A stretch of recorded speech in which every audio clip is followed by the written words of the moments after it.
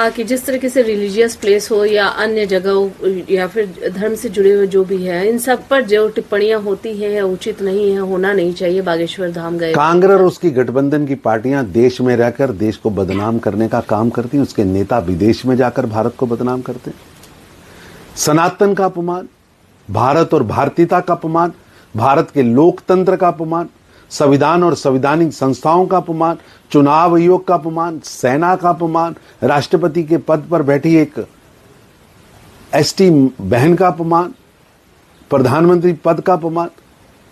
कांग्रेस और उसके सहयोगी दलों जो कि परिवार को ही संविधान मानते हैं और परिवार को ही देश मानते हैं, उनके लिए देश से ऊपर परिवार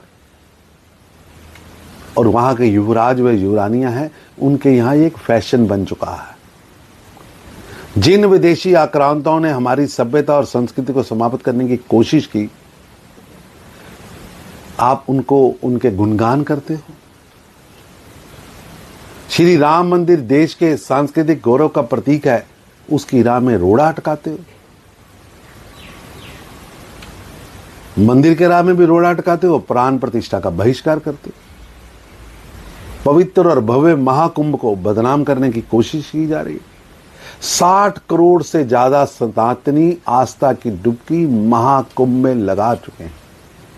इतनी बड़ी संख्या से पूरे विश्व से सनातनियों का, श्रद्धालुओं का आना और सकुशल वापस जाना अपने आप में विश्व रिकॉर्ड है। ये 62 करोड़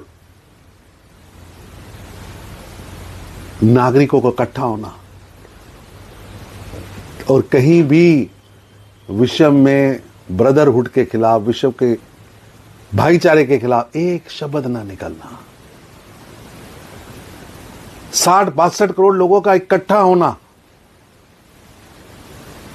और वापस सकुशल जाना, ये प्रशासनिक प्रबंधनों की सफलता बताता है।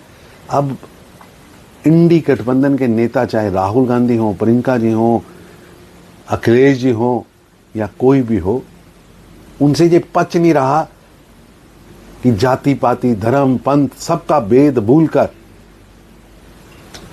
भारतीय वहां आस्था की डुबकी लगा रहे हैं। ये बांटने वालों से पच नहीं रहा। लेकिन विधानसभा का सत्र आज से शुरू होने वाला है, लेकिन हंगामेदार आसार नजर आ रहे हैं। जिस तरीके से जो विपक्ष है लगातार सरकार पर दिल्ली की डबल इंजन की भाजपा की सरकार पहले दिन से ही एक्शन मोड पर है। पहले ही सत्र में सीएजी की रिपोर्ट पेश की जाएगी और आम आदमी पार्टी ने पिछले 10 सालों से घोटाले, धोखाधड़ी, भ्रष्टाचार के जो काले कारनामे किए हैं, उसका कच्चा चिट्ठा खोला जाएगा। इसी बौखलाहट में अरविंद केजरीवाल की पूरी घोटाला जुंडली भ्रम पैदा करने वाली बयानबाजी कर रहे हैं और दिल्ली की अपनी आपदा कि सरकार के द्वारा किए गए घोटालों से ध्यान हटाने के लिए, लूट खसूट से ध्यान हटाने के लिए भ्रम पैदा करने वाले बयानबाजी कर रहे हैं।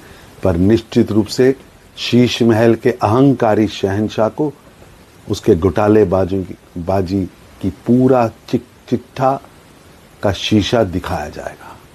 प्रधानमंत्री नरेंद्र मोदी जी के नेतृत्व में दिल्ली में बनी सरकार पहले दिन से ही एक मिशन मोड पर काम कर रही है।